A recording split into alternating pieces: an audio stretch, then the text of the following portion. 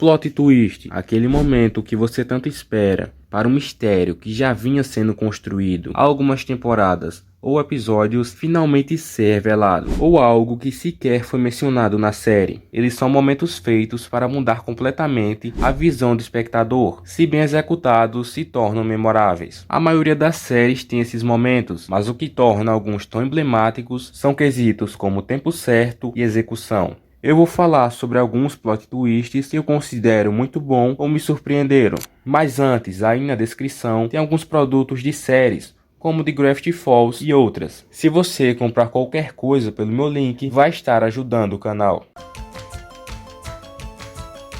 Gravity Falls, em seu primeiro episódio, já nos deixou curiosos com algumas coisas, como a pequena cidade de Gravity Falls, que não é o que parece. Ao invés de ser a cidadezinha pacata que aparenta, na verdade ela guarda diversos segredos, como monstros, sociedades secretas e um triângulo de um olho só. Dipper e Mabel têm seu primeiro contato com uma dessas criaturas e conseguem derrotá-la, com a ajuda de um diário que foi achado na floresta pelo Dipper. Nele continha diversas páginas falando sobre os horrores dessa cidade. Depois dessa primeira aventura, fica o questionamento: o que mais Gravity Falls esconde? E o maior mistério da série: quem é o autor dos diários? No final do episódio, tudo fica mais confuso, com Stan entrando escondido na máquina de vendas. Algo estava acontecendo, mas ainda não sabíamos o que era. Até ali, o Stan só era o dono da Cabana do Mistério, uma atração turística feita para enganar seus visitantes, e parecia cético sobre as criaturas que habitavam Gravity Falls. Mas então, o que ele estava escondendo?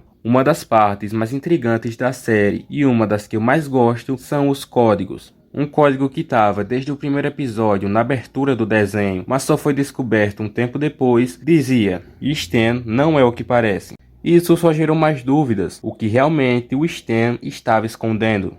Ao longo da primeira temporada, não tivemos muito sobre o autor dos diários, nem sobre o Stan. Até que no último episódio, o Dipper fala sobre o diário para ele, que ainda permaneceu cético em relação ao sobrenatural que rondava a cidade.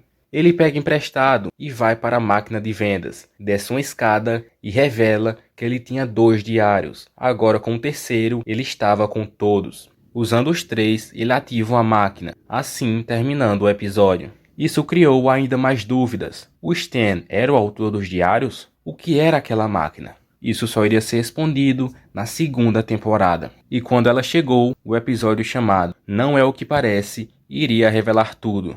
O episódio começa com o Stan sendo preso pelo FBI. Isso não seria surpresa, já que em quase todo o episódio ele está cometendo um crime. Só que ele foi preso por roubar lixo tóxico, algo que não fazia sentido. Dipper e Mabel tentaram achar alguma prova para inocentar o Stan, só que eles descobrem algo bizarro, várias identidades falsas e um jornal escrito Stan Pines morto. Mais perguntas surgem, então os dois conseguem entrar na máquina de vendas. Lendo o diário, eles descobrem que se a máquina for ativada, algo terrível pode acontecer. Eles decidem desligá-la, até que o Stan aparece e pede para não fazer isso. Essa escolha fica para Mabel e ela decide confiar nele. Então a máquina é ativada e alguém sai do portal, pega o diário e é revelado que esse é o autor dos diários e irmão do Stan.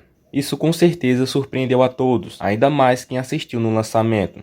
Nos episódios seguintes ainda tivemos mais revelações, porém eu considero esse o maior plot twist do desenho, já que ele foi muito bem feito. Desde o primeiro episódio, tudo sempre esteve conectado. Hora de Aventura, um dos melhores desenhos da Cartoon Network, quando eles ainda eram bons. Sua história é sobre um garoto humano chamado Finn que deseja se tornar um herói. Junto com o cachorro mágico Jake, se aventuram na terra de U. Pode parecer só mais um desenho de fantasia, mas é bem mais profundo que isso. Então, se Finn e Jake são os heróis desse mundo, precisam existir vilões, e tem sim alguns bem poderosos, mas tem um em específico que está lá desde os primeiros episódios, o Rei Gelado. Um velho mago que possui uma coroa mágica. Seu objetivo, sequestrar a princesa Jujuba ou qualquer outra princesa, mas sempre sendo impedido por Finn e Jake. À primeira vista, ele pode parecer apenas mais um vilão que sequestra a princesa. Essa imagem se manteve por algumas temporadas, até que na terceira descobrimos sua verdadeira história.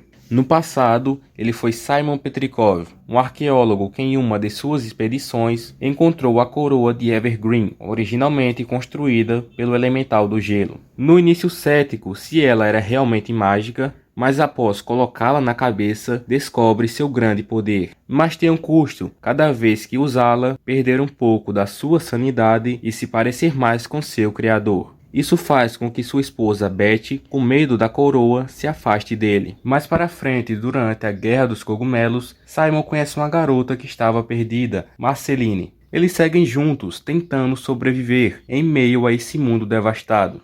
Algum tempo se passa, e Marceline está um pouco mais velha, e o Simon cada vez mais louco. A coroa está quase tomando conta de toda sua mente. Ele tinha ensinado muita coisa para Marceline, mas ela ainda era muito jovem. Mesmo assim, ele é obrigado a ir embora e deixá-la sozinha para protegê-la dele mesmo.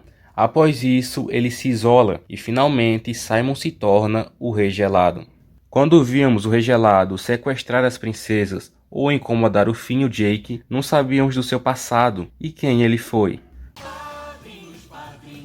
Provavelmente você já assistiu Os Padrinhos Mágicos e talvez ele tenha feito parte da sua infância. E era assim um bom desenho até uma certa temporada. Depois decaiu e ficou do mesmo jeito de Bob Esponja e outros desenhos que não são mais os mesmos. Mas antes disso, na 8ª temporada, tem um especial que revela algo que com certeza você nunca imaginou. O episódio intitulado O Desejo Secreto do Time é sobre ele chegar ao 1000º desejo, algo inédito que nem deveria ser possível, já que quando uma criança chega a uma certa idade, ela perde seus padrinhos.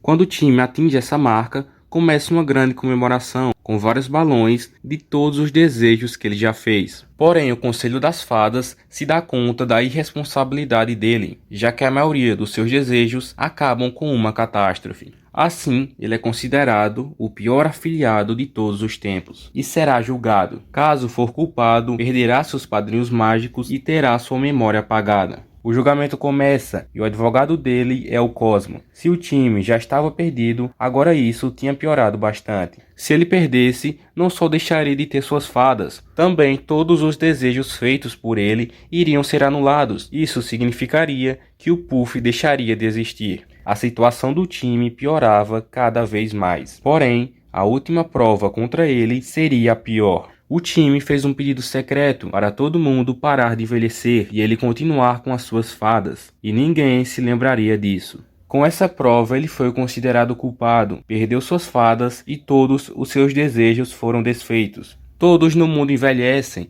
já que fazia 50 anos do seu pedido secreto. Depois, por conveniência do roteiro, o time se lembra das suas fadas, salvam elas e tudo volta ao normal.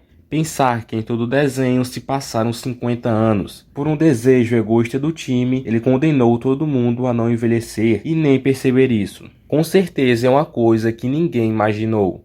Eu não considero esse plot twist tão bom, já que ele é facilmente resolvido no próprio episódio e não tem mais nenhuma relevância nas próximas temporadas. Além de não fazer sentido esse pedido ser possível, já que o livro de regras proíbe esse tipo de pedido. Mas apesar de todos esses problemas, com certeza esse é um plot twist bem surpreendente.